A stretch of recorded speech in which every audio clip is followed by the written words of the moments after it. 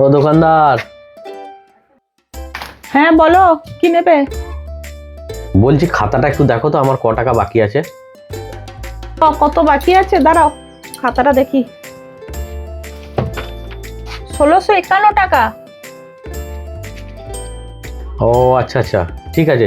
তাহলে এক কাজ করো তুমি, আমাকে এক বোতল রিফাইন তেল দাও। আজকে মনে হচ্ছে একসঙ্গে পয়সাটা দিয়ে দেবে। দিচ্ছি দিচ্ছি, ভালোই হবে আজকে বাজারটা মনে হচ্ছে। আর কি? একটা বডি অয়েল তেল দাও। আচ্ছা দিচ্ছি। আর কি? একটা সাবান দাও। সাবান একটা। আর কি? আর একটা 1 কেজি সফেদ নিরমা দাও। আচ্ছা দিচ্ছি। আর কি? আর একটা এই অ্যালোভেরা মুখে মাখাটা দাও। আচ্ছা দিচ্ছি। আর কি? আর কিছু নয়, এইগুলো কত হলো এই মালগুলো হিসাব করো।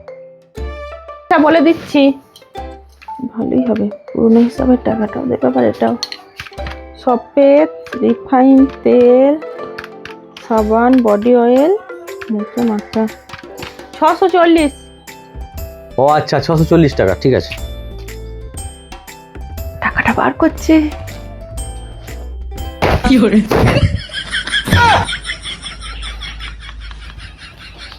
হুম, 640 টাকা হলো, তাই তো?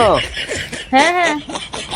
আচ্ছা বেশ, তুমি এক কাজ করো, এই 640 টাকাটা আর খাতায় যেটা 1600 ক টাকা আছে ওখানেই লিখে দাও, পরে দেবো, ঠিক আছে?